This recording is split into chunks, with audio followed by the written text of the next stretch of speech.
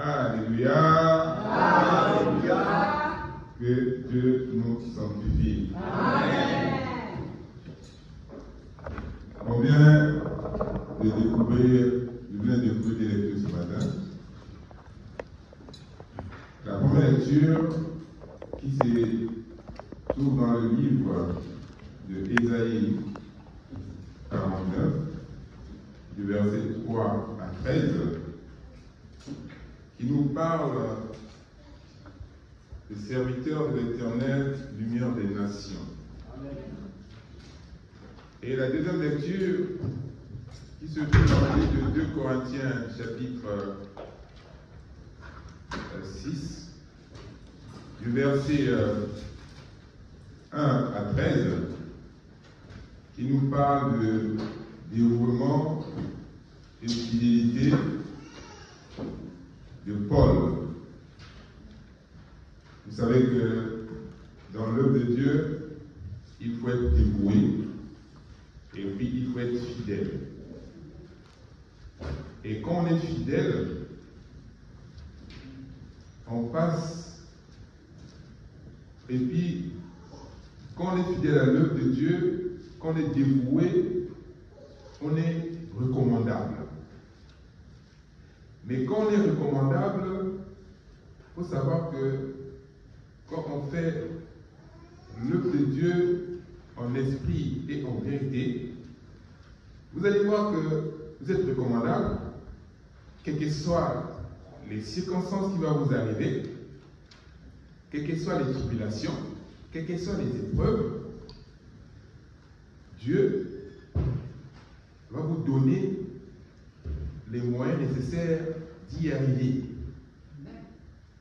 Parce que l'apôtre Paul, dans la deuxième lecture, tellement qu'il était fidèle, lui, dès qu'il avait reçu l'appel,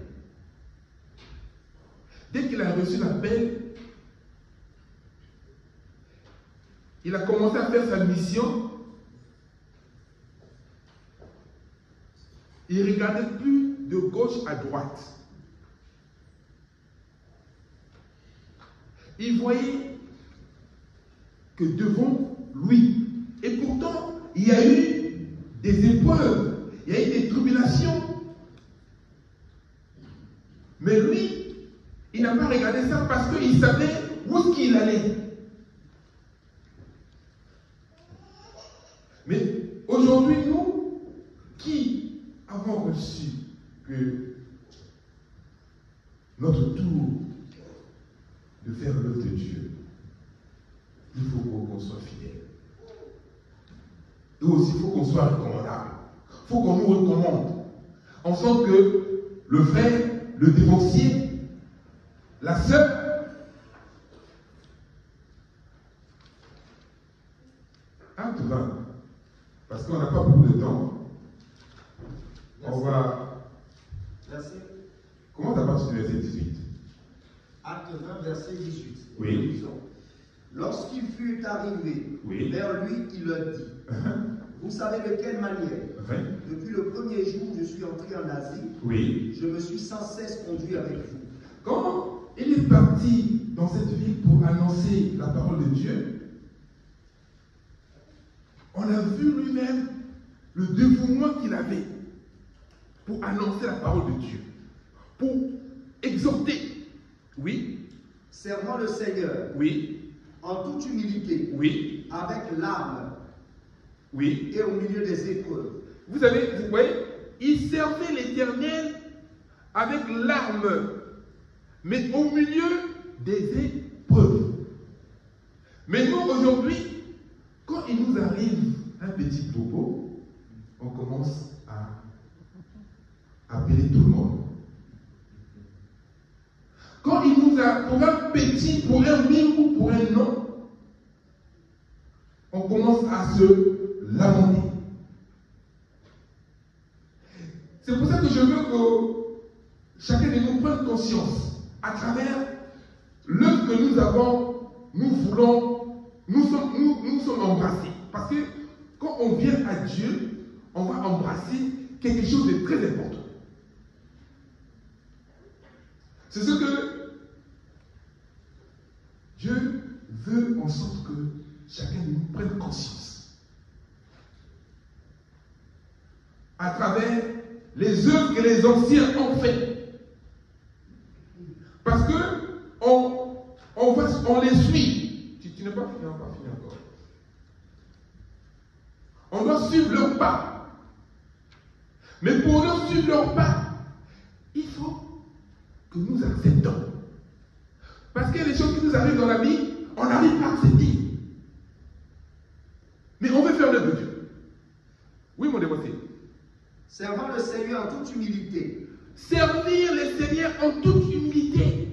L'humilité, c'est une grâce.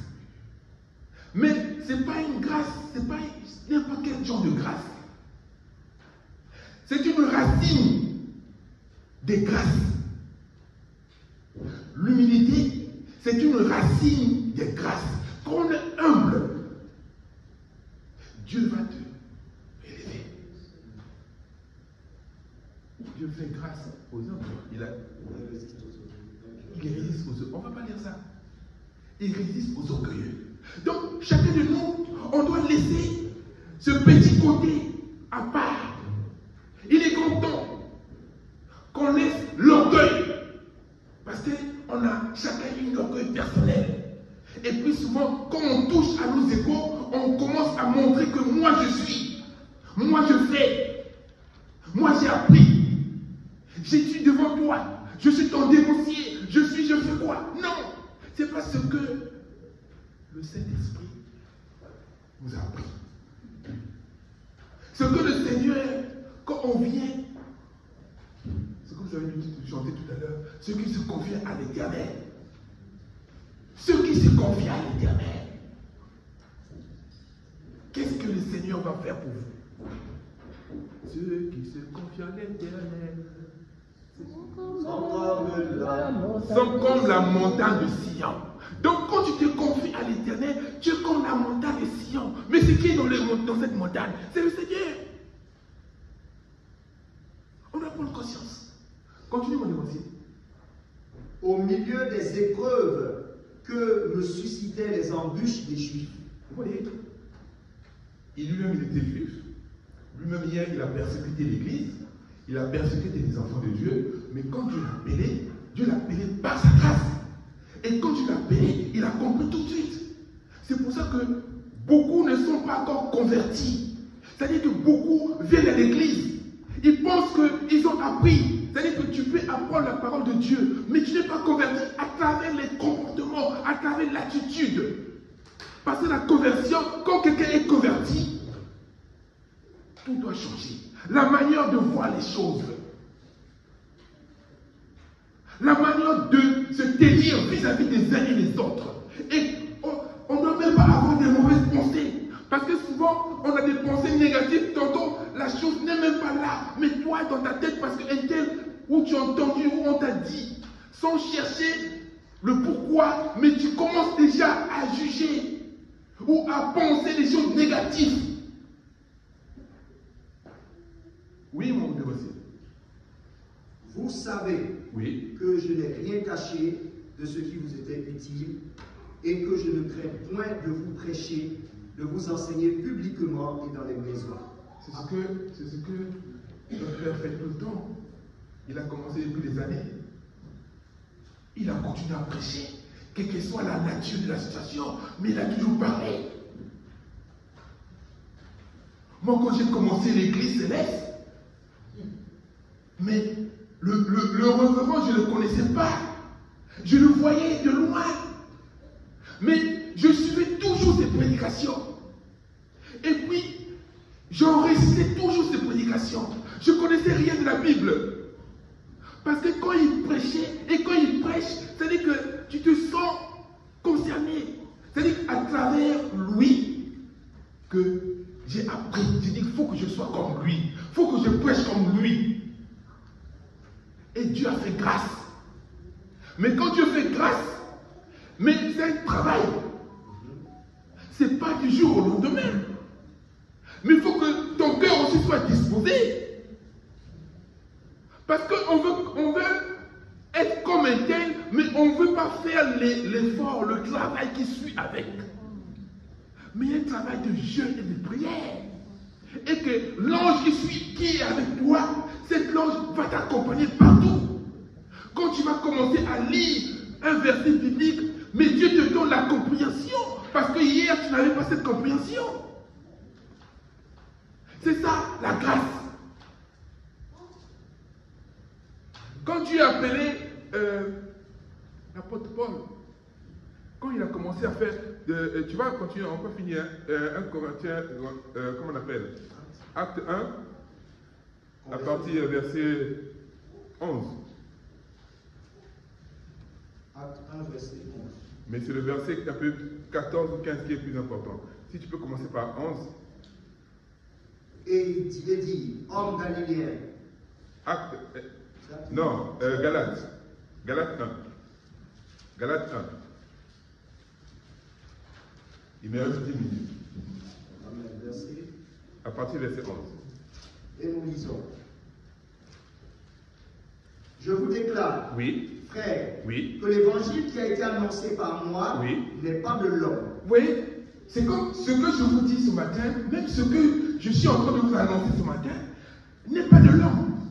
Oui.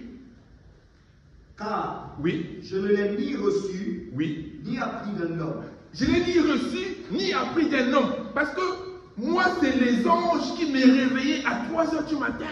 Et que quand l'ange te réveille, il te dit, tu vas commencer à...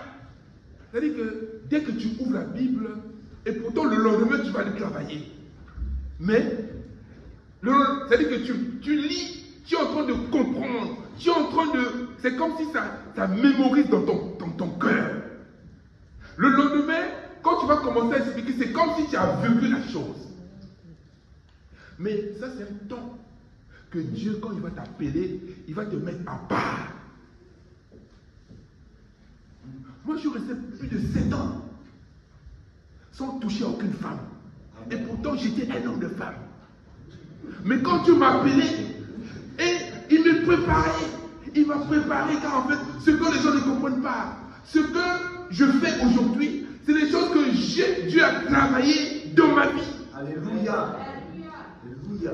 Parce que ne voyez pas que quelqu'un est venu et sorti d'ordinaire. Non. Quelqu'un ne sort pas d'ordinaire. Mais parce qu'il y a un travail à donner. C'est-à-dire que tu reçois un appel. Et quand tu reçois un appel, il va te donner des consignes. Et quand Dieu te parle, il va te dire que mon fils, à partir d'aujourd'hui, tu fais ça, tu fais ça, tu fais ça. Et que quand tu arrives à la maison, quand tu le fais, ça marche. C'est là où tu dis que, mais où est-ce que je suis allé? Mais ça, c'est quel Dieu? Hier, j'étais protestant, mais quand Dieu m'a appelé dans l'église céleste, je ne comprenais pas. Mais j'ai dit, mais ça, c'est quelle église? Avec des soutanes, avec des robes blanches, avec les nu-pieds. Je me suis dit, non, je ne peux pas. Il m'a amené dans cette paroisse en 93.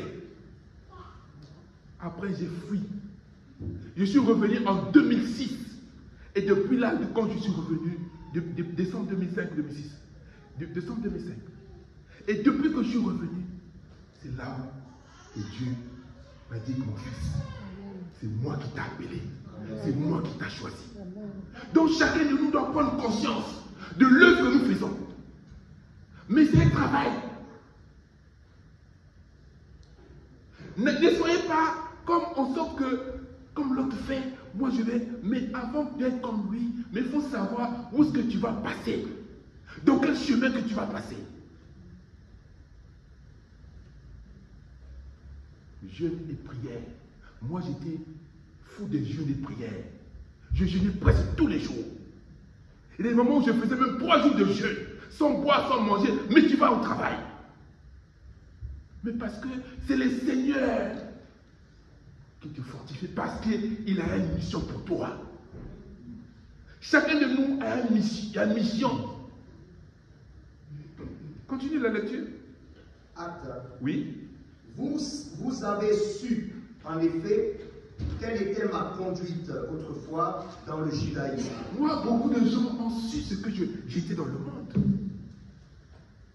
Oui. Comment je persécutais à outrance. Comment je me comportais. Et ravageais l'église de Dieu. Oui. Et comment j'étais plus avancé dans le judaïsme que beaucoup de ceux de mon âge et de ma nation, étant animé d'un zèle excessif pour les traditions de mes pères. Mais lorsqu'il a plu, oui. Mais lorsqu'il a plu. Mais là, c'est là où je veux en venir. C'est-à-dire que hier, tu étais dans ton confort. Tout le temps dans les fêtes, dans l'ambiance, dans les comportements négatifs. Mais lorsqu'il plut à celui qui t'a appelé par sa grâce. Parce que chacun de nous, on est appelé par, c'est la grâce. Parce que c'est une grâce imméritée, c'est-à-dire qu'on ne mérite pas ça. Parce que moi, je ne méritais pas ça.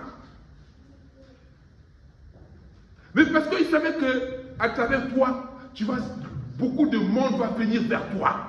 C'est-à-dire que, vous savez, quand Dieu t'appelle, il y a du monde qui va être derrière toi.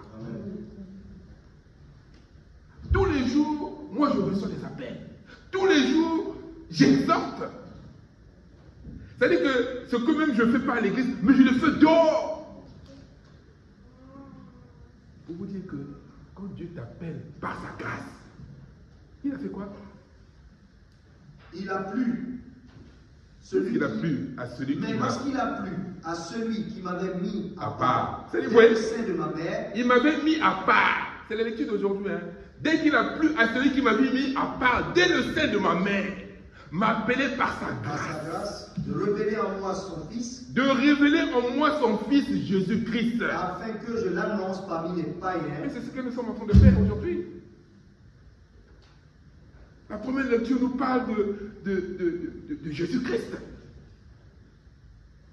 À travers l'œuvre qu'il a commencé, l'œuvre qu'il a fait. Ésaïe 11 nous dit quoi?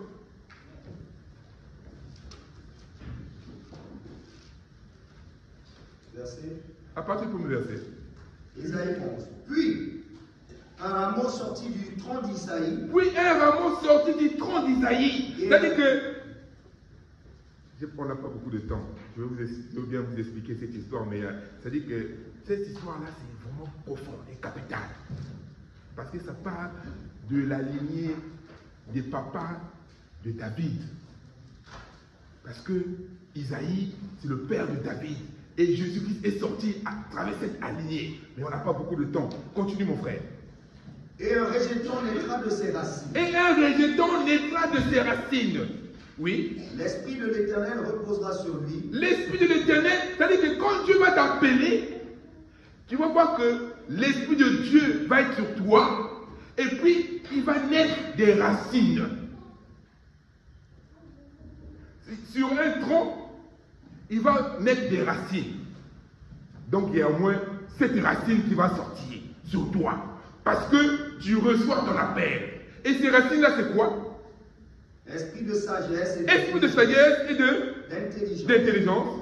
Esprit de conseil et de force. Oui. Esprit de connaissance et de crainte de l'Éternel. Et puis il fait quoi?